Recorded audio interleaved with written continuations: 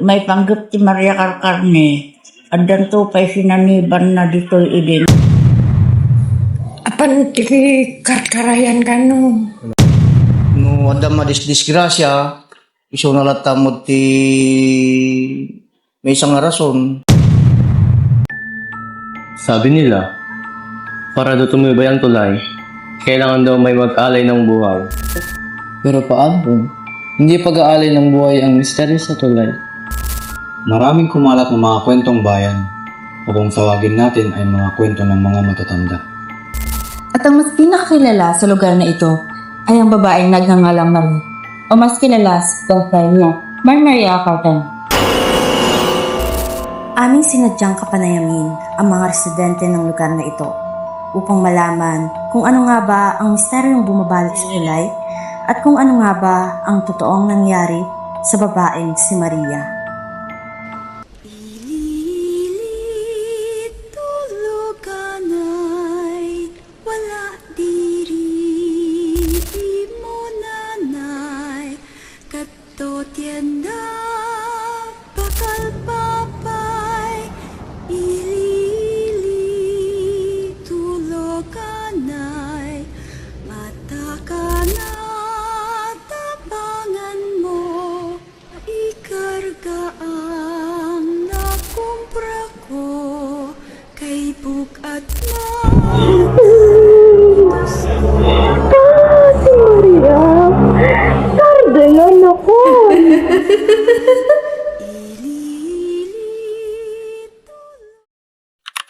Disclaimer: all individuals featured in this documentary gave their permissions to be filmed and interviewed. This documentary explored local folklore and legends and contains horror-themed scenes that may be frightening to some viewers. Viewer discretion is advised.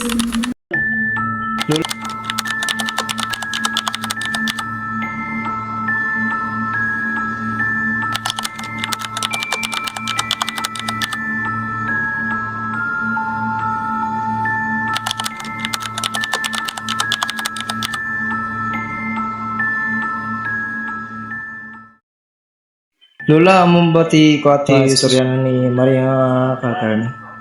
Hangko nga mo ti gusto nga istorya na, ngam ti de, ada istorya ti Maria Carcarne. Apo nga niya ti amuyo yung istorya ni Maria Carcarne apo. Apan ti karkarayan ka no. Ano po? Nga baliw-baliw mo ti bagbagina. Uncle, nang nangagmumot ti istorya ni Maria Carcarne? Wala, ay diubi niya, kaging gano'n ta. Nya pa iti tungkol nga mo kanya na lola. May panggap ti Maria Carcarne. Andan to pa'y sinaniban na dito'y idin apan agpakpakan ita no. Ita sirok tirang tay kay tamot ti kunada pagparparangan na.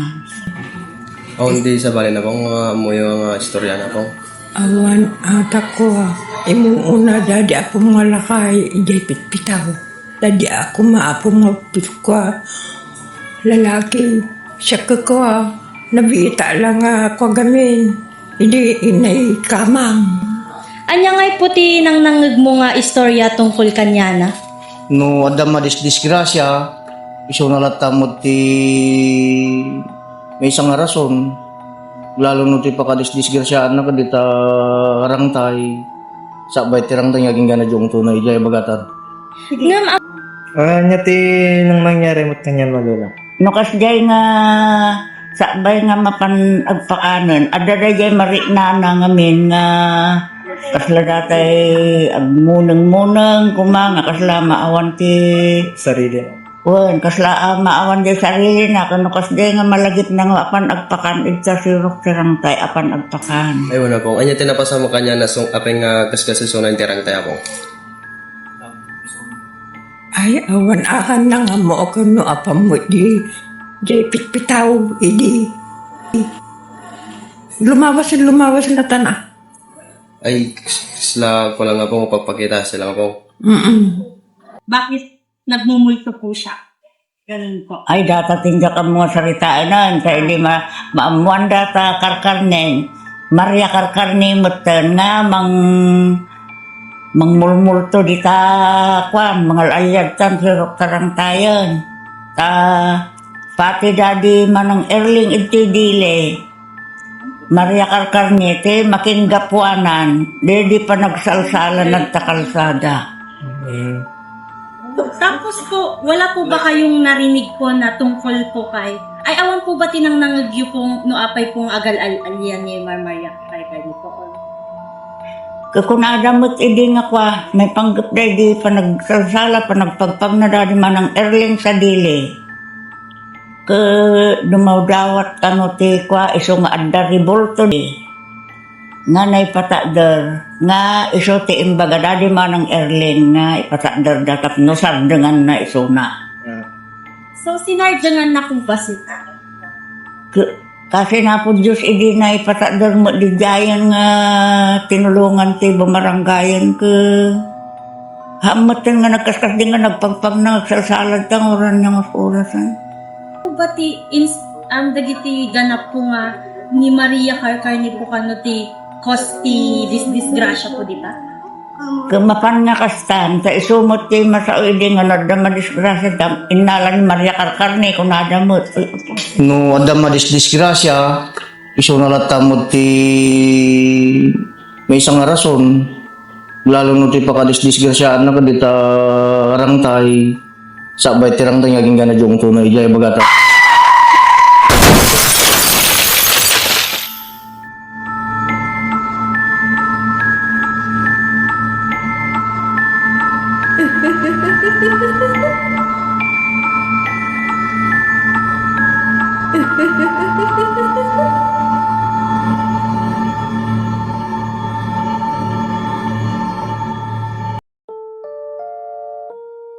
Eto nga pala yung itsura ng Tagay bago ito ma-renovate o mabago. Maraming mga kahoy ang nasa ilog at kapag gabi ay napakadilim at masasabi nating creepy ang lugar na ito kasi nga walang mga street lights o mga ilaw na nagsisilbing liwanag sa mga dumadaan. Kaya ito siguro ang rason kung bakit may mga hindi natin nakikita na nakatira dito at kung bakit may mga nadidisgrasya sa lugar na ito. Kita nyo ang puti dito. Ito yung rebulto ni Maria na sinasabi nila pinatayo upang matigil na ang kanyang pambubulabog sa isang babae. Amin nga palang sinubukang tumambay o magmuni-muni muna sa gitna ng tulay upang makita, maramdaman, o matuklasan namin kung talaga nga bang may magpaparamdam o may makakita kaming kakaiba rito sa gitna ng tulay. At kung mapatunayan nga naming totoo ang sinasabi nilang nakatira raw dito na si Maria. At sa katotohanan ay wala kaming naramdaman na kung ano. Kaya sinubukan nga namin na tumambay sa ibaba sa gilid ng tulay. At sa kabutihang palad ay wala kaming naramdaman na kung anong nakakatakot o kung anong nakatingin man sa amin. Para daw may matang nanonood sa kanila hanggang sa